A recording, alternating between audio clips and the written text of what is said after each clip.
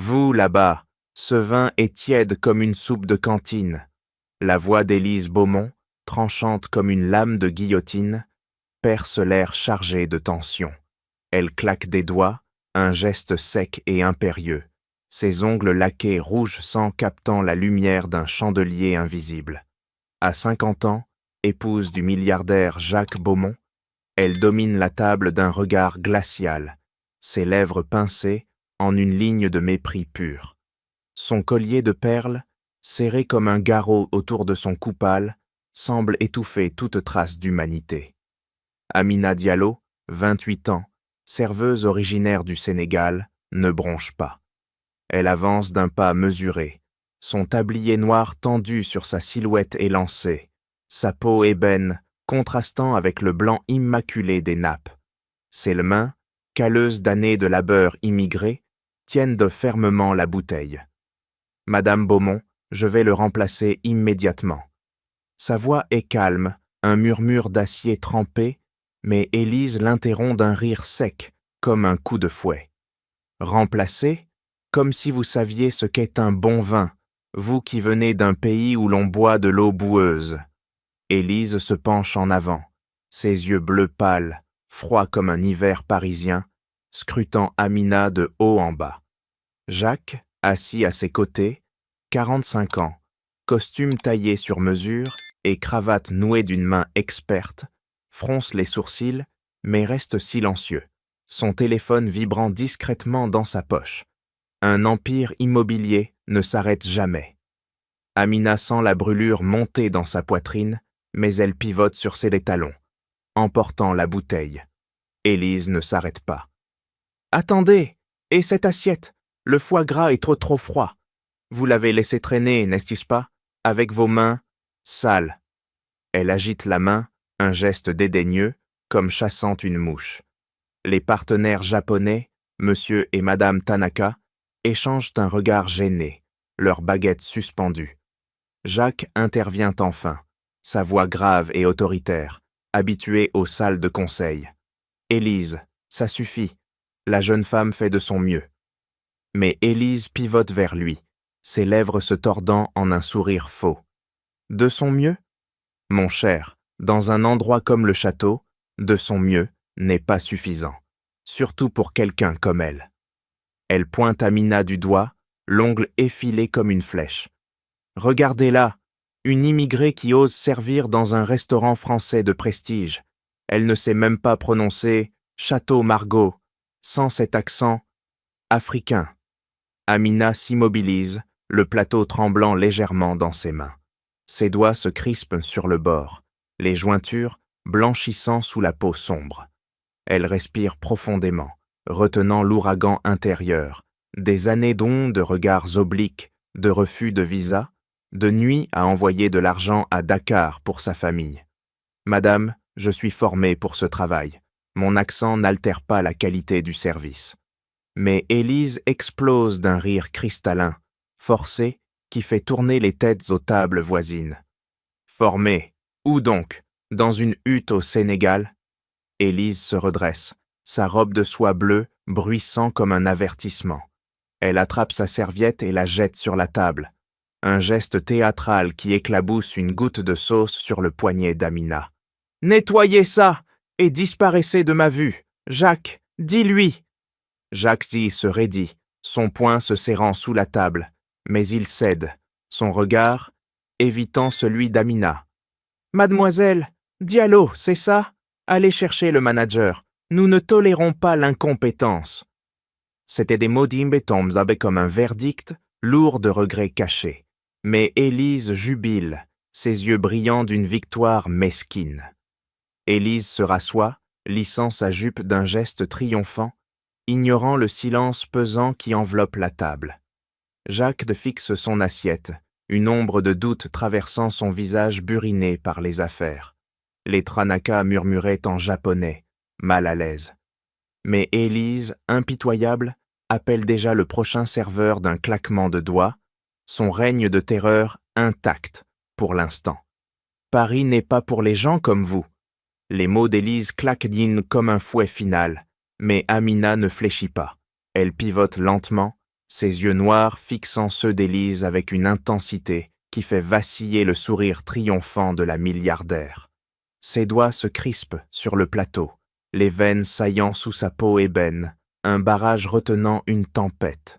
« Madame, ou devrais-je dire Élisa ?» Sa voix tranche l'air, basse et précise, comme une lame affûtée dans l'ombre. Élise se fige, ses lèvres se serrant en une ligne blanche. « Quoi? Comment osez-vous » Elle agite la main, mais Amina l'interrompt d'un geste calme, déposant le plateau sur une table adjacente avec un cliquetis délibéré. Jacques Successidosus se redresse, son poing se serrant sur sa fourchette, les jointures blanchissant. « Amina, arrêtez ça tout de suite !» gronde-t-il, sa voix habituée aux ordres, résonnant comme un écho dans une salle de tribunal. Mais Amina ignore l'avertissement.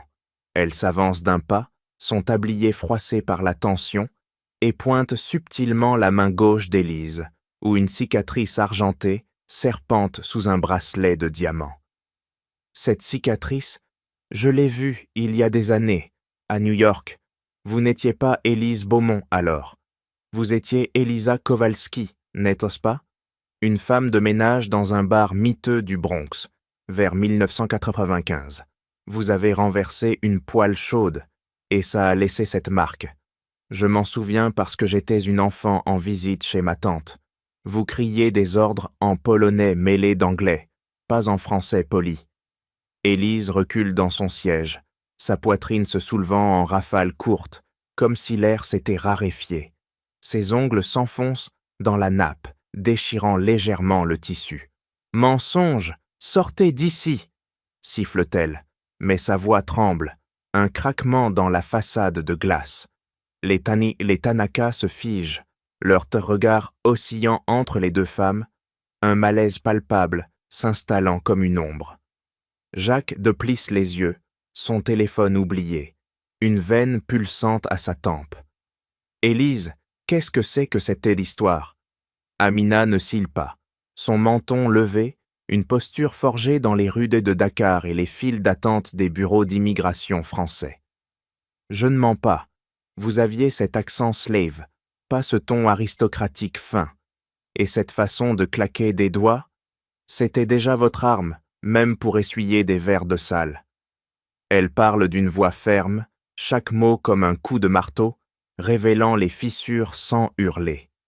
Élise bondit presque, sa chaise grinçant, mais elle se retient, ses yeux lançant des éclairs de panique pure. « Vous êtes viré, Jacques, appelle la sécurité. » Élise frappe la table d'une main tremblante, renversant un verre d'eau qui se répand en une flaque accusatrice. Amina recule enfin, mais pas vaincue. Ses épaules droites, son regard inébranlable. « Je pars, mais la vérité reste. » Elle tourne les talons, ses pas mesurés résonnant sur le parquet, ignorant les murmures sans croissants des tables voisines. Jacques se lève à demi, tendant la main comme pour la retenir, mais Élise l'agrippe par le bras, ses ongles s'enfonçant dans sa manche. « Laisse-la, c'est une folle !» Amina atteint la porte des cuisines, son cœur cognant comme un poing contre une cage, mais elle ne pleure pas. Ses mains tremblent légèrement en poussant le battant, un geste de libération. Derrière elle, Élise respire en saccade, son masque craquelé, une sueur froide perlant à son front. Jacques fixe l'endroit où Amina a disparu, une graine de doute plantée, prête à germer. Les Tanaka murmurent, brisant le silence, « Peut-être devrions-nous partir ?» Mais Élise, rageuse, serre les dents, son règne ébranlé par une simple vérité murmurée. Amina, de l'autre côté, s'appuie contre le mur, expirant lentement, sa dignité intacte, une arme plus affûtée que n'importe quel mot. « Sortez, immédiatement !» Jacques Beaumont bondit de sa chaise, sa voix tonnant comme un coup de tonnerre dans la salle feutrée. Il pointe la porte des cuisines d'un doigt impitoyable, son visage rougi par une fureur brute, ses yeux verts plissés en fentes accusatrices. Amina s'éloigne sans un mot de plus, sa silhouette disparaissant derrière le battant oscillant, laissant un vide chargé d'électricité. Élise, encore tremblante, se rassoit avec un soupir forcé, ses mains lissant nerveusement sa robe, ses ongles grattant le tissu comme pour effacer une tache invisible. Jacques pivote vers elle, son poing serré sur le dossier de la chaise, les muscles de sa mâchoire saillants. « Élise, qu'est-ce que c'était que ça? Cette fille, elle t'a appelée Élisa, et cette cicatrice. » Il s'assoit lourdement, son regard fouillant le sien, une veine pulsante à son cou. Élise agite la main, un geste brusque pour chasser l'idée, mais sa voix craque. « Une folle, Jacques, une immigrée qui invente des histoires pour se venger. Comment? C'est commun, ces mensonges. » Le mot « comment » sort de ses lèvres avec un accent traînant, un roulis slave mêlé d'américain brut, pas le français poli et aristocratique qu'elle arbore toujours. Ses lèvres se pincent comme si elle regrettait l'échapper. Jacques Mébou se fige, son souffle se coupant net.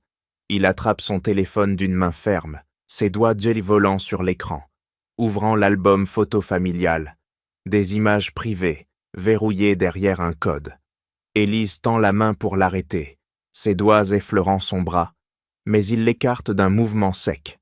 « Attends, cette cicatrice, elle a dit une poêle chaude, New York. » Il zoome sur une photo ancienne, prise lors d'un voyage d'affaires il y a 20 ans.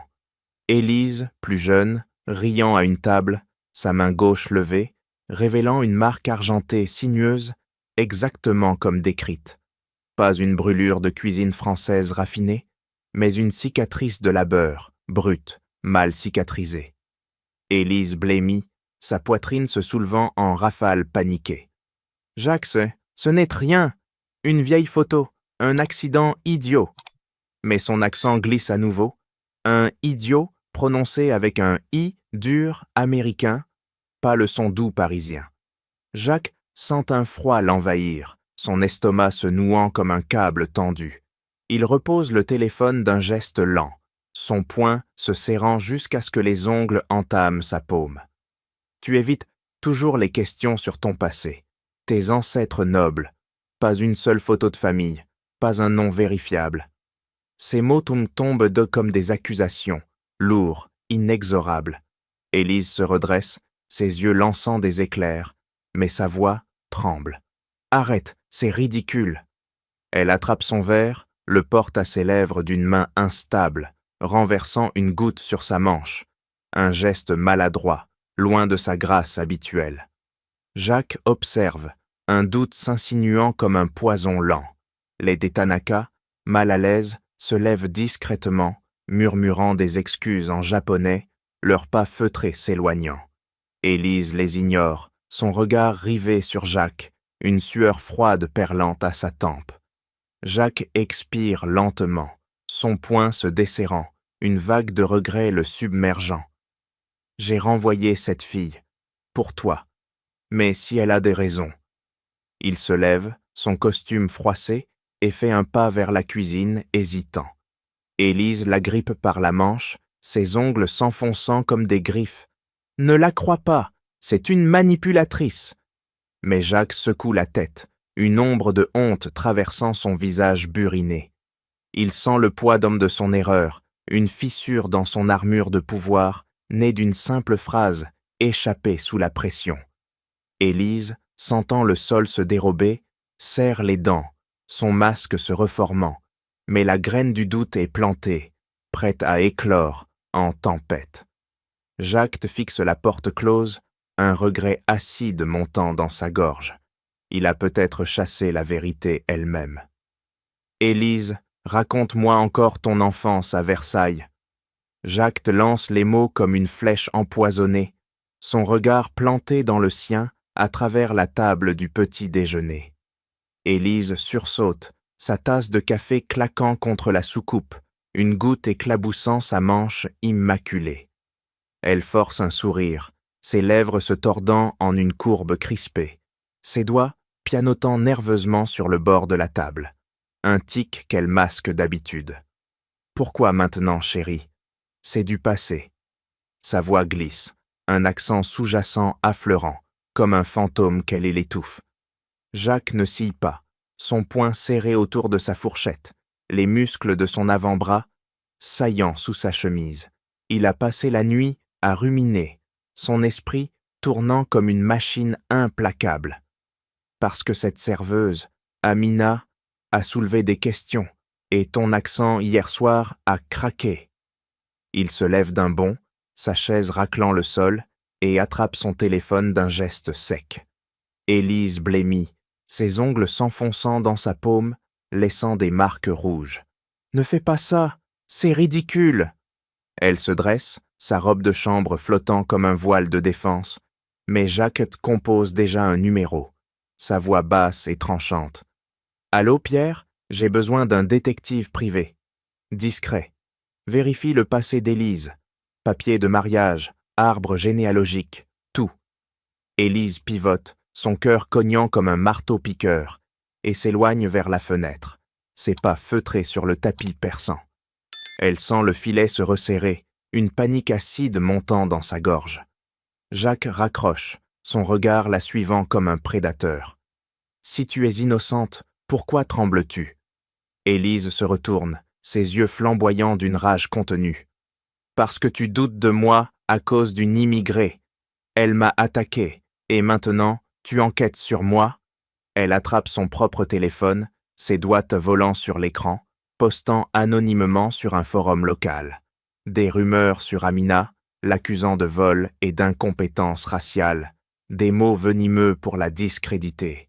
Jacques arpente la pièce, son poing se serrant et se desserrant, ignorant les appels entrants de son empire. Il reçoit un premier rapport du détective. Pas de traces de famille, noble Beaumont avant 2000, des incohérences dans les certificats de naissance. « Merde !» murmure-t-il, son estomac se nouant. Élise, entendant le juron, compose un autre numéro, le manager du château. Feuillade, cette serveuse, Amina Diallo. Virée, définitivement. Dites que c'est pour harcèlement racial inversé, et propagez-le. Sa voix est un sifflement, ses lèvres pincées en une ligne vengeresse. Jacques intercepte l'appel, son oreille collée à la porte, et sent une bile monter. « Qu'est-ce que tu fais ?» Il surgit, arrachant le téléphone de sa main d'un geste vif. Élise recule, son dos heurtant le mur, une sueur froide perlant à son front. « Je protège notre vie, cette fille nous détruit. » Jacques secoue la tête, son poing tremblant, et appelle le détective à nouveau. Creuse plus profond. New York, Kowalski, trouve des liens. Élise s'effondre sur une chaise, ses mains couvrant son visage, mais ses yeux calculent déjà la prochaine frappe, des messages anonymes sur les réseaux, accusant Amina de mensonges pour la briser. Jacques sort en trombe, sa voiture démarrant dans un crissement de pneus, direction le bureau du détective. Élise reste seule, son téléphone vibrant de confirmation. Le manager a obéi, Amina était blacklistée. Elle serre les dents, une fureur froide l'envahissant. Cet immigré a allumé la mèche, et maintenant, le feu consume tout. Jacques, roulant à vive allure, sent le doute se muer en détermination, son poing tapotant le volant. Il découvrira la vérité, même si elle ronge son mariage comme un acide. Élise, de son côté, prépare sa contre-attaque, ses ongles grattant l'accoudoir, prête à enterrer Amina pour sauver son empire de mensonges. « Non, pas comme ça. Répétez, je voudrais un café, s'il vous plaît. » Amina Diallo frappe du doigt sur la table usée, son regard ferme planté dans les yeux d'un jeune Sénégalais. 20 ans à peine, ses épaules voûtées par l'épuisement des rues de parisiennes. Le petit café de banlieue, niché dans une ruelle d'Argenteuil, vibre d'un brouhaha discret, des voix africaines mêlées à des accents français hésitants. Amina, son tablier taché de caféine, pivote pour servir une tasse fumante, ses mouvements fluides comme une danse apprise dans l'adversité. Ses cheveux tressés serrés encadrent un visage marqué par la fatigue, mais ses lèvres se courbent en un sourire encourageant, une lueur d'acier dans ses yeux noirs. Le jeune homme bredouille, son poing serré sur un cahier froissé. « Je voudrais un café. » Amina hoche la tête, posant une main sur son épaule, un geste maternel forgé dans ses propres batailles. Bien. Maintenant, pour le formulaire d'asile. Montrez-moi. Elle tire une chaise, s'assoit d'un mouvement sec, ses doigts calleux feuilletant les papiers administratifs, repérant les erreurs d'un œil expert. Ici, vous avez oublié la date, et là, l'adresse. Pas de faute. Ou il rejette tout. Son ton est tranchant, mais doux, comme une lame enveloppée de velours.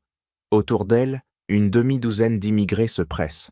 Une femme malienne avec un bébé endormi sur l'épaule, un homme guinéen griffonnant des notes. Amina distribue des conseils comme des armes. Appelez ce numéro pour l'aide juridique gratuite et évitez les réseaux sociaux. Des rumeurs circulent sur moi, mais ignorez-les. Elle sent la brûlure des ragots lancés par Élise, des posts anonymes l'accusant de vol, de manipulation raciale, qui ont fermé des portes d'emploi. Mais elle ne plie pas. Ses épaules se redressent, son menton levé comme un défi muet. Un téléphone vibre dans sa poche, un message haineux, encore un, avec une insulte raciale. Amina l'efface d'un pouce résolu, son cœur cognant un instant, puis se calme. Elle se lève, verse du thé pour la femme malienne, ses mains tremblant à peine. « Buvez, demain on va au bureau ensemble. Je connais les astuces. » La femme murmure un merci, ses yeux brillants de gratitude, et Amina sent une chaleur intérieure, un feu qui consume l'amertume. Ses nuits sont hantées par le visage d'Élise, par le renvoi injuste, mais ici, dans ce havre improvisé, elle reconstruit, une leçon à la fois, un formulaire corrigé comme une victoire. Un nouveau venu entre, essoufflé, un dossier sous le bras. Amina l'accueille d'un geste vif, l'installant à la table. Commencez par votre nom, et parlez fort. La France écoute ceux qui insistent. Elle corrige sa posture d'une tape légère sur l'épaule, ses propres muscles tendus par des heures de travail supplémentaires, envoyant des euros à Dakar pour sa mère malade. Pas de plainte, ses lèvres se pincent en une ligne déterminée, ses yeux scrutant le document comme un champ de bataille. Le café se vide lentement, mais Amina reste, rangeant les chaises d'un mouvement précis, son esprit tournoyant autour des rumeurs qui la traquent. Elle attrape un crayon, note une liste d'avocats pro bono, ses doigts volant sur le papier. Une force intérieure pulse, pas de larmes, pas de recul. Elle aide car elle sait la morsure de l'exil, la piqûre des regards obliques. Son téléphone sonne à nouveau, un appel inconnu, peut-être une menace, mais elle l'ignore, se redressant, prête à affronter. Dans ce monde qu'elle bâtit, brique par brique, la faiblesse n'a pas sa place. Seule compte la résilience, un bouclier forgé dans le feu des injustices. Amina expire, ferme la porte du café d'un claquement sec, son pas ferme dans la nuit. Une guerrière silencieuse, invaincue. « Arrêtez de me suivre !» Amina pivote sur ses talons, son poing serré autour de la poignée de la porte du café, ses yeux noirs flamboyants d'une rage contenue. Jacques Beaumont s'immobilise à 2 pas, sa silhouette imposante bloquant la lumière du réverbère, son costume froissé par une journée de traque. Il lève les mains en signe d'apaisement, ses doigts tremblant légèrement, une veine pulsant à sa tempe. « Attendez, je sais ce qu'Élise vous fait. Les rumeurs, les posts anonymes, c'est elle. J'ai vu les preuves. » Amina croise les bras, son tablier encore taché de la journée, ses muscles tendus comme des câbles d'acier.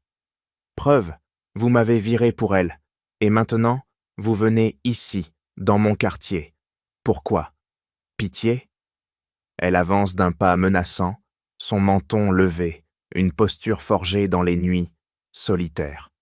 Jacques recule, imperceptiblement, son poing se serrant dans sa poche où repose un dossier mince, rapport du détective, capture d'écran de forum, où Élise, sous pseudonyme, accuse Amina de harcèlement racial et de vol.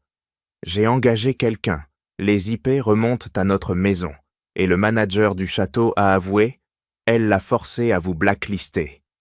Élise, de son côté, arpente le salon de leur appartement haussmannien, son téléphone vibrant de notifications, des alliés dans les cercles mondains, propageant les calomnies.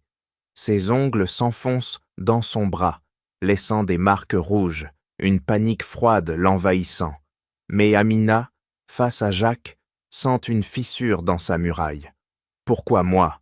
Vous protégez votre empire ?» Jacques expire, son poing se desserrant, et sort le dossier d'un geste vif. « Parce que vous aviez raison, l'accent, la cicatrice, j'ai creusé. Pas de noblesse française, des trous dans son passé. » Amina attrape le dossier, ses doigts feuilletant les pages avec une précision chirurgicale, ses yeux s'écarquillant sur des scans de documents américains.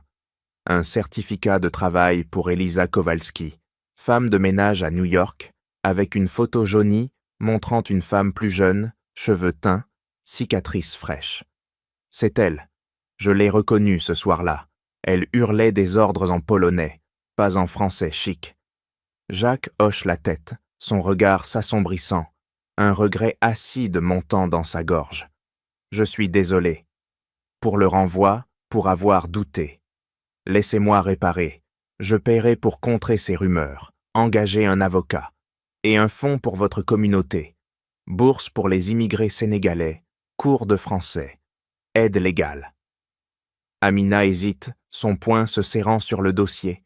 Une tempête intérieure rugissant, des années de rejet, de regards suspicieux. Pourquoi maintenant? Vous avez peur pour votre fortune?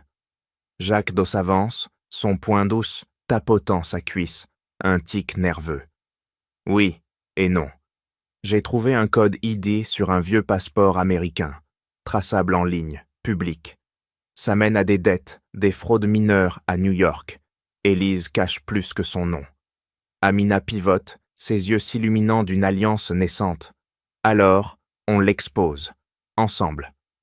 Elle tend la main, un geste ferme, et Jacques la serre, son poing enfin relâché, un pacte scellé dans l'ombre.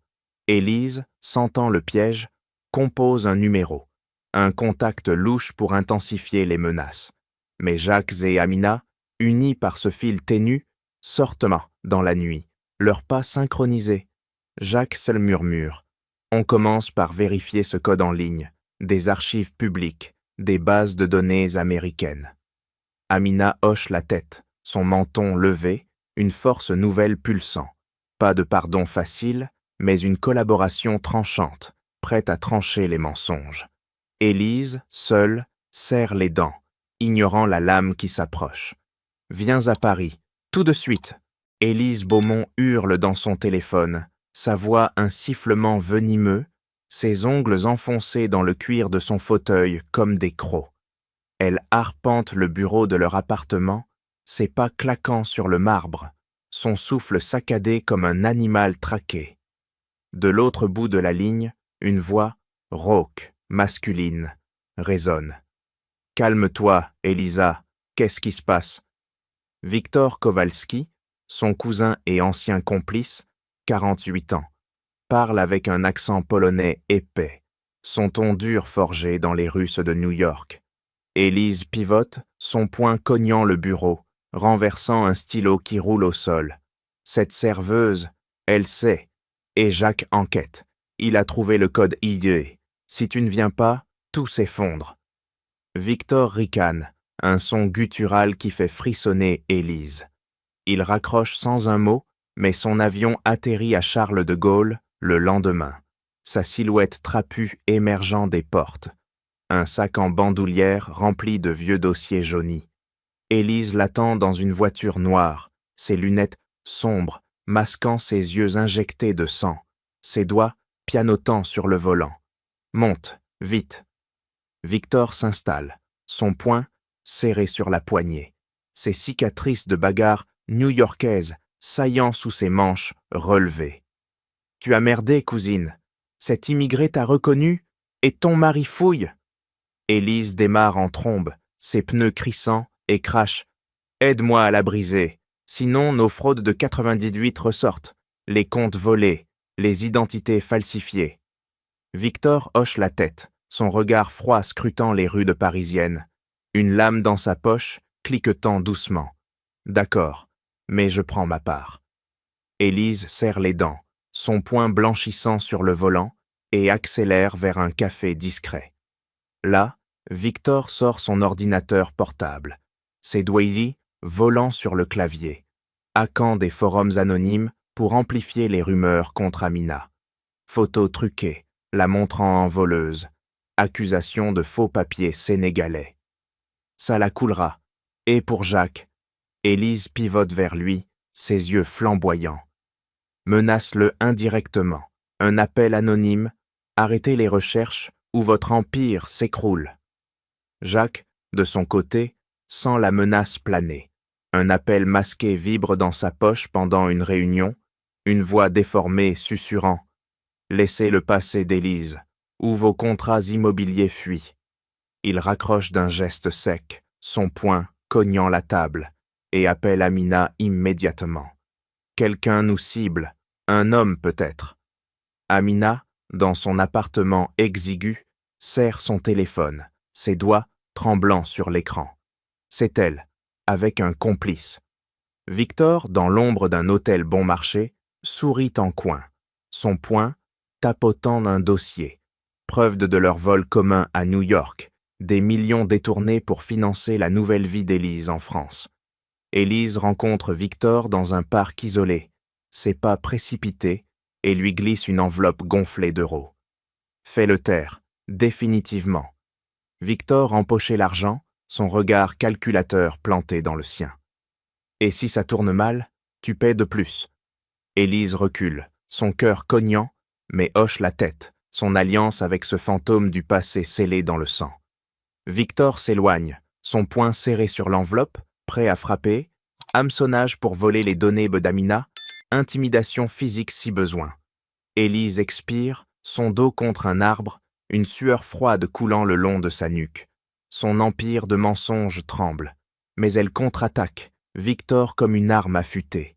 Jacques et Amina, unis, ignorent encore la profondeur du piège, mais le cousin révèle l'ampleur. Un vol d'identité massif, des fortunes pillées pour construire une façade aristocratique, et maintenant, une guerre pour le silence. Victor ajuste son col, ce n'est pas lourd vers la cible. Amina, une ombre menaçante s'allongeant sur Paris. Tapé, Elisa Kowalski, New York, 1998.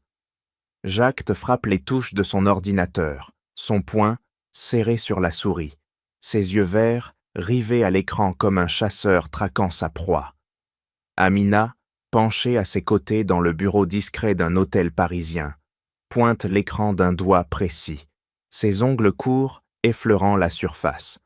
Là, un registre public. Ouvrez. Jacques clique, son souffle retenu, et une page d'archives américaines s'affiche. Un certificat d'emploi pour une femme de ménage dans un bar du Bronx. Photo granuleuse montrant Élise plus jeune, cheveux décolorés, regard dur. C'est elle, sans doute. Amina expire, son cœur cognant, une vague de validation la submergeant. Des années d'observation aiguisées par l'exil payent enfin. Jacques de pivote, son poing cognant le bureau, renversant un stylo. Maintenant, les papiers de mariage. Il attrape un dossier, ses doigts feuilletant des copies de notariés françaises, repérant des anomalies, date de naissance incohérente, absence de témoins familiaux. Pas de noblesse, tout fabriqué. Amina hoche la tête, son menton levé, et compose un numéro sur son téléphone. Sa tante à New York. Tante Fatou, souviens-toi de cette femme au bar, Elisa. Envoie-moi des détails. La voix craquelée répond, confirmant. Brûlure à la poêle, accent polonais, dettes accumulées. Amina raccroche d'un geste sec, ses yeux flamboyants. Elle fuyait des créanciers, probablement volé une identité.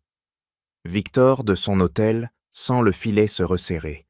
Il frappe son clavier, envoyant des messages anonymes à Amina.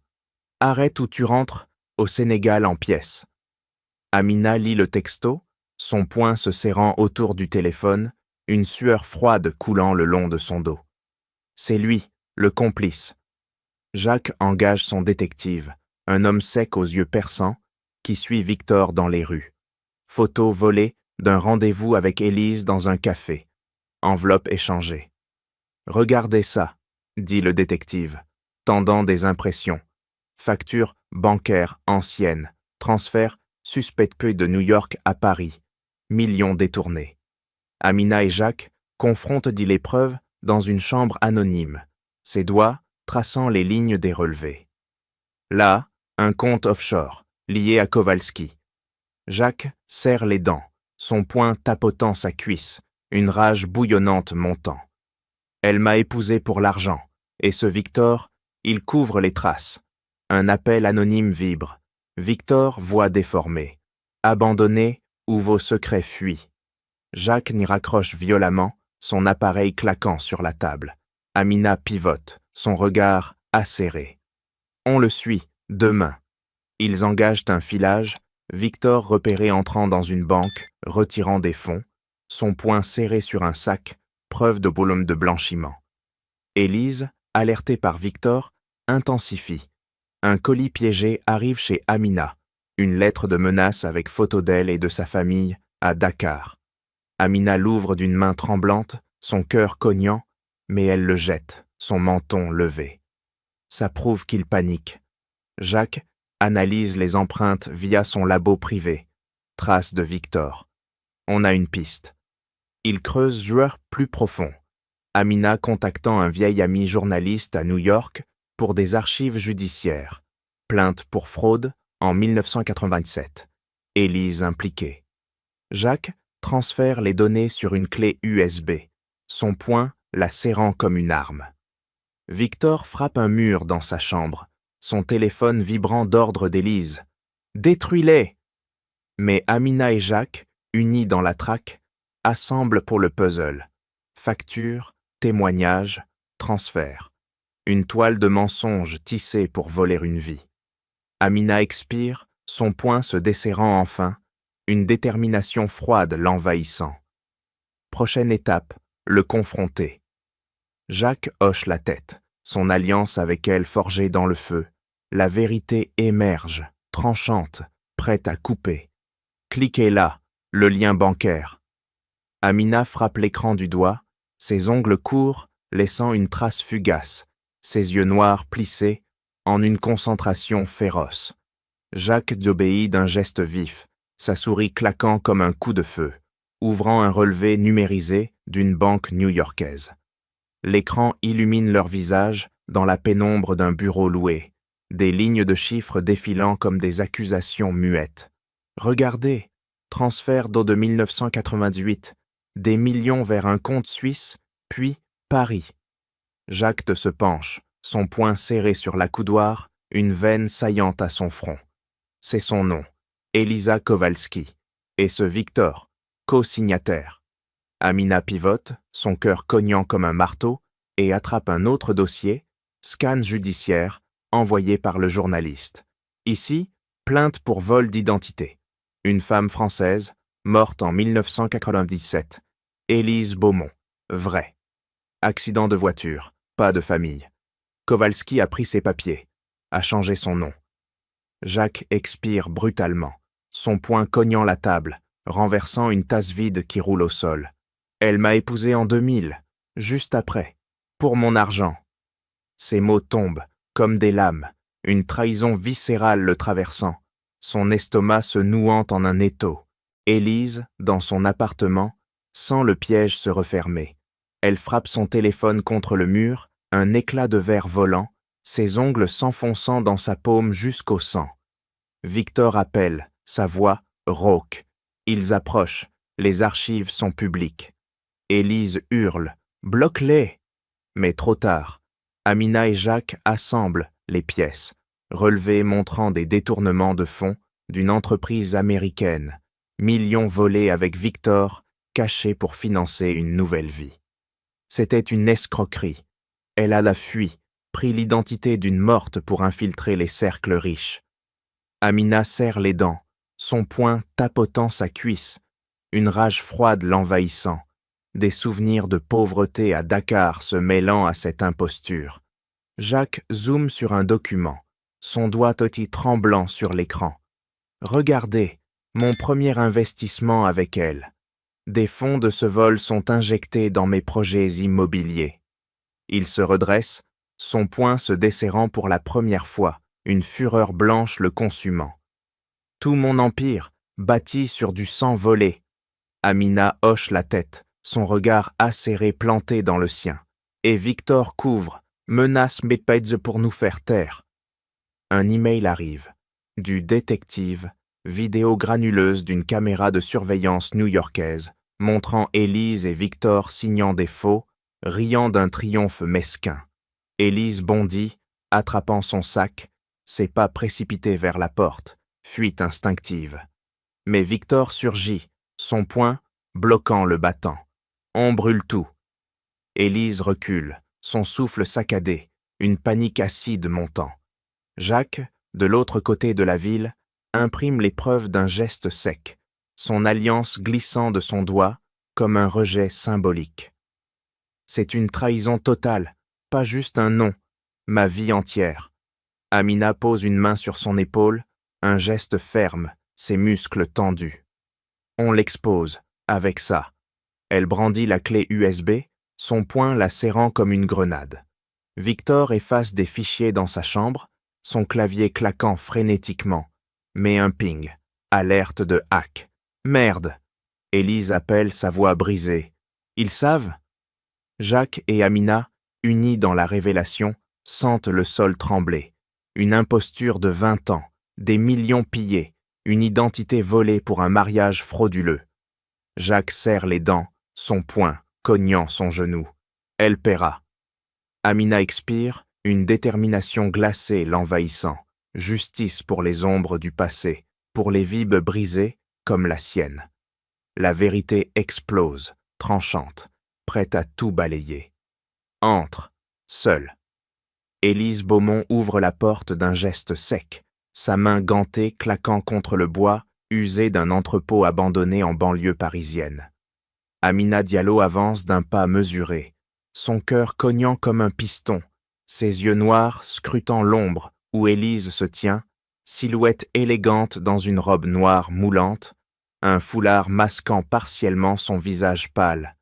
Élise ferme la porte d'un coup de pied, le verrou cliquetant comme une sentence. « Tu as osé venir ici après tout ce que tu as déterré. » Sa voix est un sifflement, ses ongles grattant son bras, laissant des sillons rouges invisibles sous le tissu. Amina croise les bras, son tablier oublié pour un manteau sombre, ses muscles tendus comme des ressorts. « Vous m'avez appelé, menacé. Pour négocier ?» Élise ricane, un son guttural qui rebondit sur les murs craquelés, et s'avance, son poing serré autour d'une enveloppe épaisse. « Négocier ? Non, t'acheter !» Elle jette l'enveloppe aux pieds d'Amina, des billets s'éparpillant comme des feuilles. Morte. Prends ça et disparaît. Oublie Kowalski, New York, tout. Amina ne bouge pas, son regard planté dans celui d'Élise, une sueur froide perlant à sa nuque malgré le froid ambiant. Élise pivote, son téléphone vibrant dans sa poche. Elle compose un numéro d'un doigt, tremblant. « Victor, elle est là. Viens. » Amina sent un frisson glacé, son poing se serrant dans sa poche, où repose un enregistreur dissimulé. « Vous n'êtes pas seul. » Élise se retourne, ses yeux flamboyants d'une rage pure, et attrape Amina par le col, ses ongles s'enfonçant dans le tissu. « Tu crois me piéger?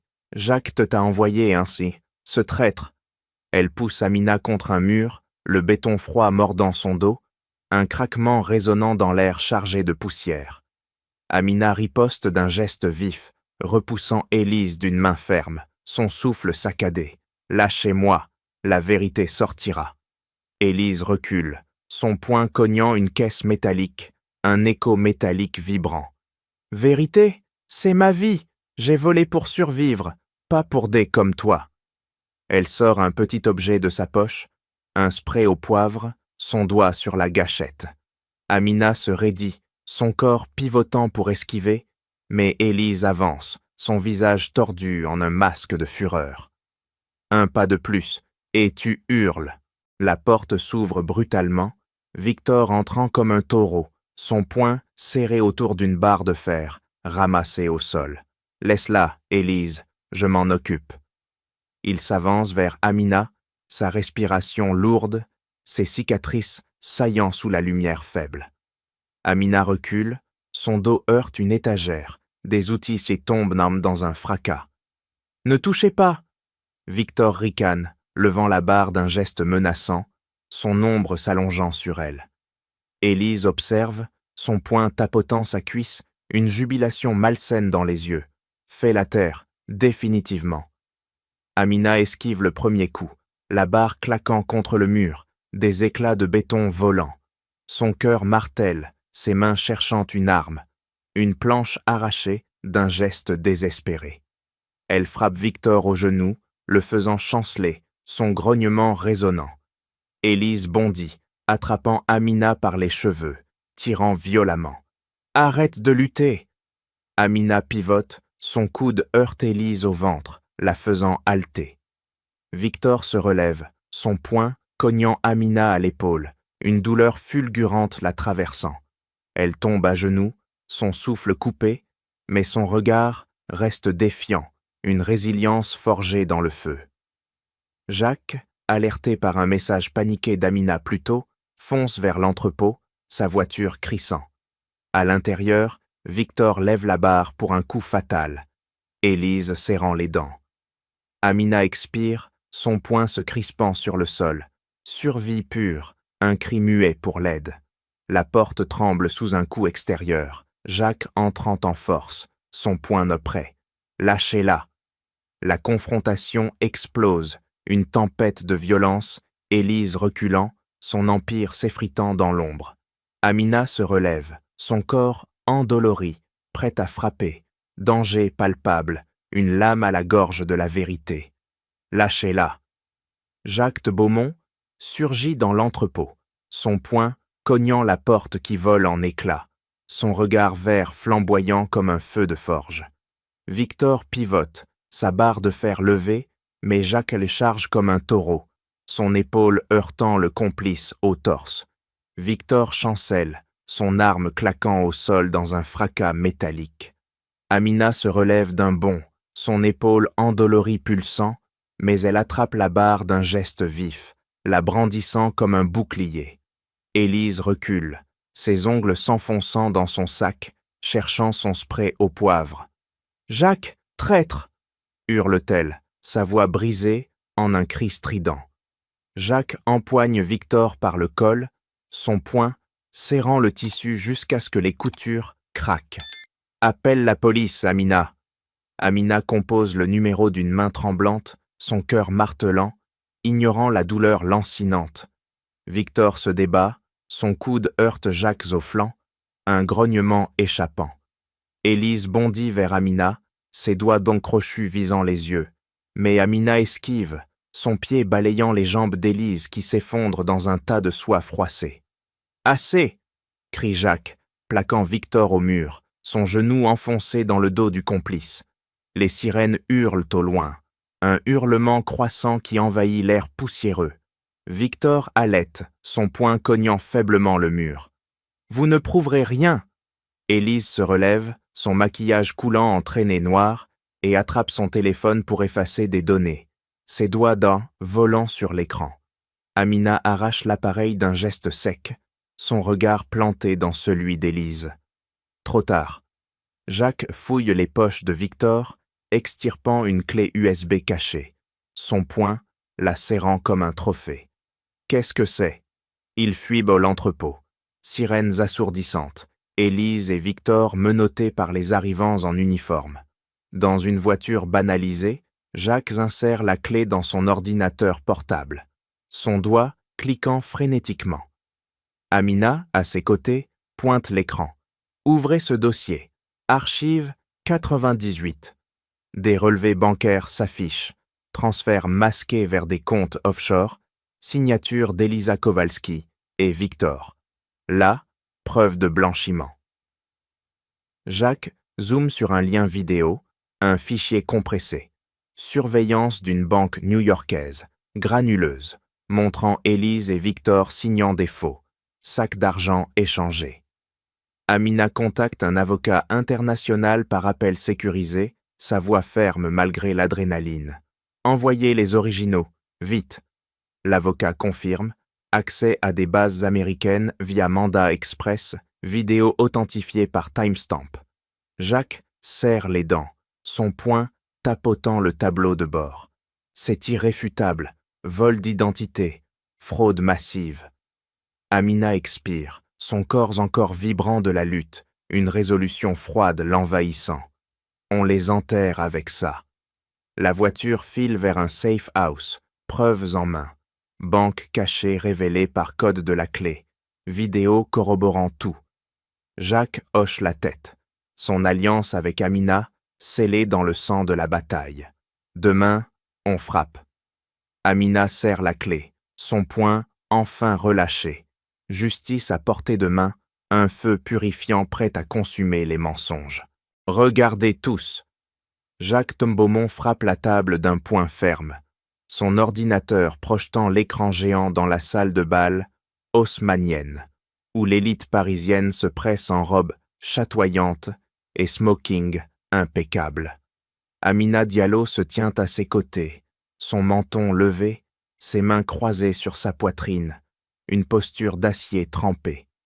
Élise, au centre de la foule, pivote, son verre de champagne claquant au sol, en éclats cristallins. « Jacques, arrête ça !» siffle-t-elle, ses ongles s'enfonçant dans son bras tendu vers lui. Mais il l'ignore, son doigt cliquant sur la vidéo. L'écran s'anime. Image granuleuse d'une banque new-yorkaise. Élise, plus jeune, cheveux teints, signant des documents falsifiés. Victor à ses côtés, sac d'argent échangé dans l'ombre. Des murmures montent, comme une marée. Des invités se penchant, yeux écarquillés. Jacques avance d'un pas, sa voix tonnant.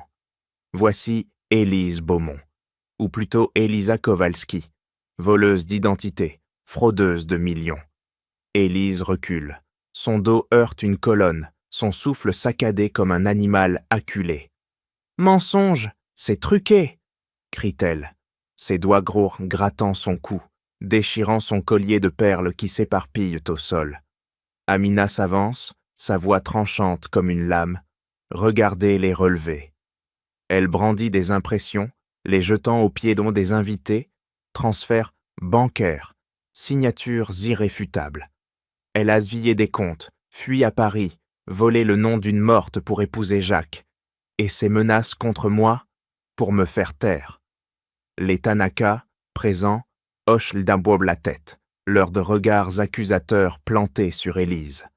Victor, tapi dans un coin, tente de fuir, son poing cognant une porte verrouillée, mais des gardes l'empoignent, ses grognements étouffés. Élise bondit vers Jacques, ses mains crochues, visant son visage. « Tu me détruis pour elle, une immigrée !» Jacques te l'esquive d'un geste sec, son poing, la repoussant doucement mais fermement. Non, pour la vérité. L'écran affiche la clé USB, vidéo authentifiée, timbre judiciaire américain. Des invités murmuraient, téléphone sorti, filmant la chute. Élise s'effondre à genoux, son maquillage coulant en traînées d'eau noire. Un sanglot rauque échappant. C'était pour survivre. Victor m'a forcé. Mais Victor hurle. Menteuse, c'était ton plan. Les gardes le traînent, ses pieds raclant le sol. Amina pivote vers la foule, sa voix résonnant. Elle a bâti son empire sur des vies de volées. Regardez les preuves. Jacques clique une dernière fois, affichant les plaintes judiciaires, des millions détournés injectés dans ses projets. Élise se relève, titubant, son poing cognant faiblement l'air. « Arrêtez !»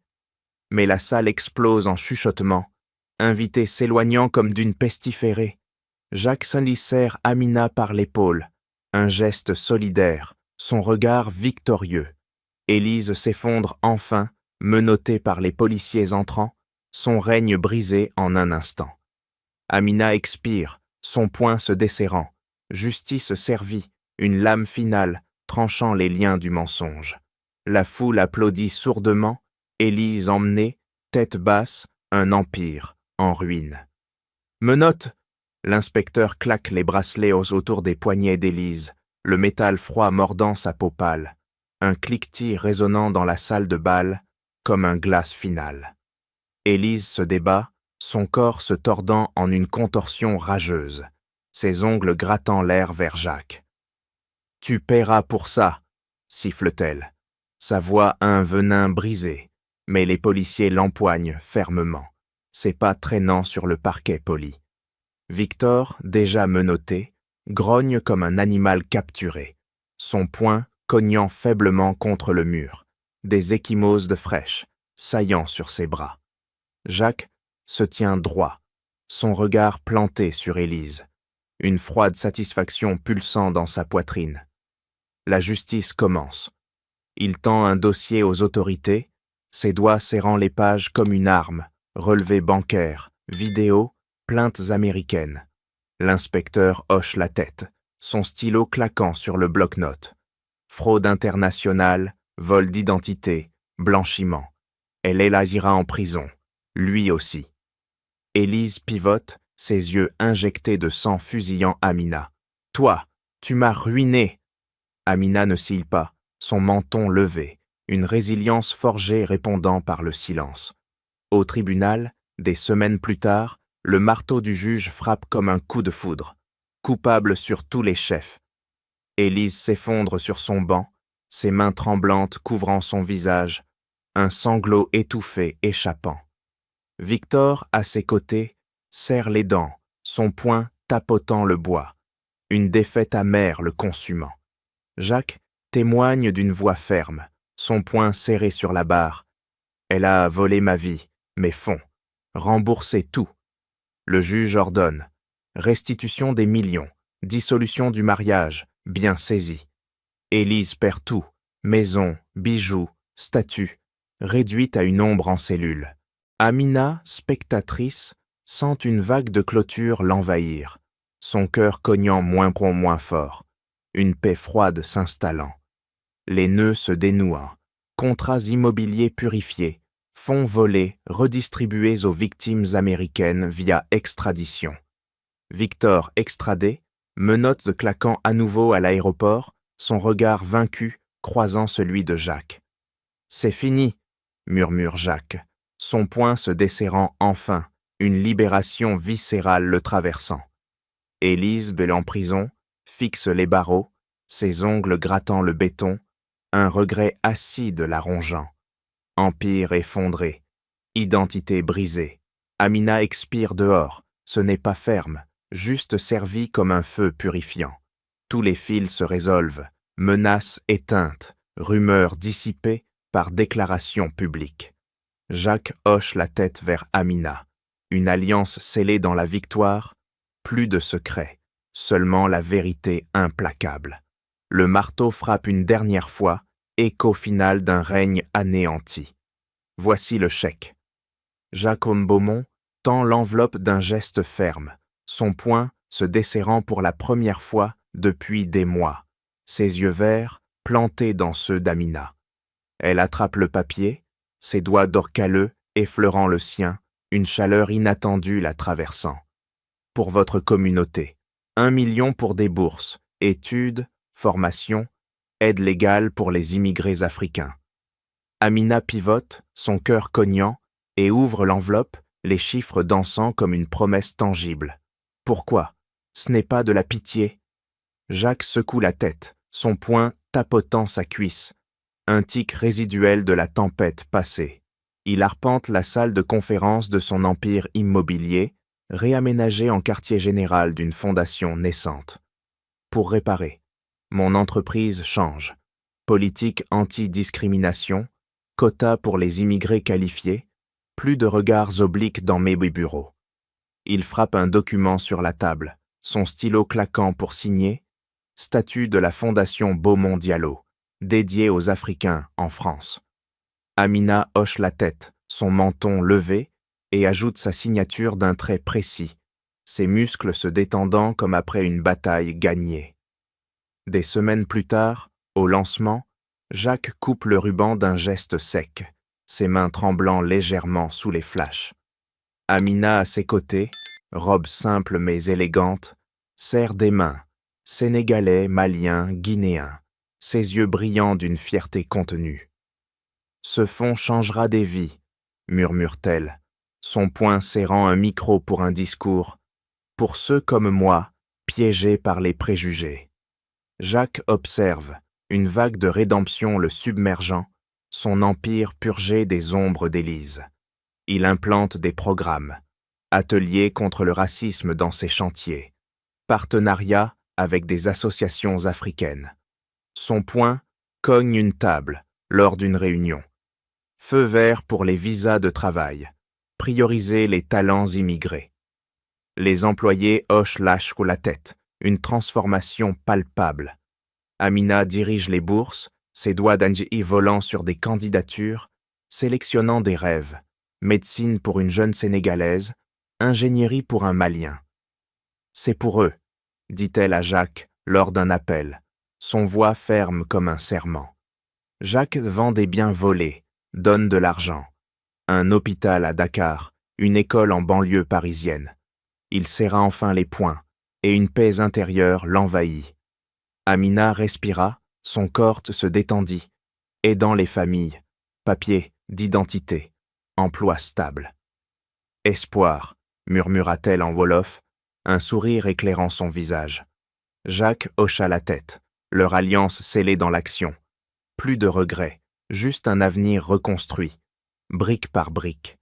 Les fondations se consolidèrent, un phare dans l'obscurité, un espoir brillant comme une flamme nouvelle.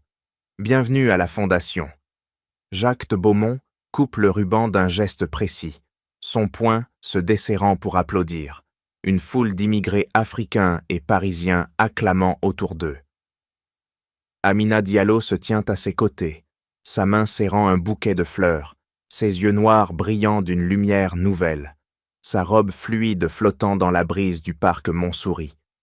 Des enfants sénégalais courent, riant, leurs mains tendues vers des ballons. Un nouveau famille, naissant, tissé de liens forgés dans l'adversité. Jacques pivote vers Amina, son regard doux pour la première fois. C'est notre œuvre, pour eux. Amina hoche la tête, son cœur gonflé d'une joie tranquille, et s'avance au micro, sa voix résonnant claire. Aujourd'hui, nous construisons, pas sur des mensonges, mais sur la vérité et la compassion. Des bourses distribuées, des familles régularisées, des emplois offerts, ces nuits d'insomnie, autrefois hantées par les rumeurs, maintenant emplies de plans pour des ateliers. Jacques observe son empire redéfini, chantiers inclusifs, partenariat avec Dakar, une rédemption vivante. Il serre la main d'un jeune Malien, son poing relâché, une chaleur humaine remplaçant l'ancienne froideur des affaires. La scène finale se déploie, Jacques et Amina marchent côte à côte, entourés de la communauté, des rires d'enfants ponctuant l'air. « Merci », murmure une femme sénégalaise, embrassant Amina, ses larmes coulant comme une bénédiction. Jacques expire, son passé effacé, un avenir lumineux s'ouvrant. Amitié avec Amina, pas romance, mais un pacte profond. Elle grandit, étudiant la psychologie pour comprendre les âmes de brisées, comme Élise, son diplôme en vue. Jacques, libéré, voyage en Afrique, aidant sur le terrain. Son cœur élargi. La leçon émerge, cristalline. La vérité tranche les chaînes des préjugés, révélant que la force naît de l'humilité, pas du pouvoir fin. Les forts écrasent pour cacher leur faiblesse. Les vrais héros élèvent, transformant la douleur en espoir. Amina, autrefois victime, devient en guide. Jacques, aveugle, voit clair. Plus de masques, seulement des visages authentiques, unis contre l'injustice. La fondation prospère, un legs vivant, des vies sauvées, des rêves réalisés. Dans ce cercle nouveau, une famille élargie fleurit, Paris embrassant l'Afrique, un pont d'espérance éternelle. Jacques sourit enfin, son poing ouvert vers le ciel. Fin d'un règne, naissance d'une ère. Et voilà, mes chers auditeurs, l'histoire de Jacques, Amina et Élise touche à sa fin. Un rappel poignant que la vérité finit toujours par triompher des masques les plus sophistiqués. Avez-vous déjà rencontré une Élise dans votre vie, ou été une Amina face à l'injustice? Partagez vos pensées et expériences dans les commentaires. Ci-dessous, vos histoires nous inspirent tous. Un grand merci pour votre écoute attentive et votre fidélité. Si cet récit vous a touché, likez, partagez et abonnez-vous pour ne rien manquer. À très bientôt pour une nouvelle histoire pleine de rebondissements et de leçons de vie. Prenez soin de vous.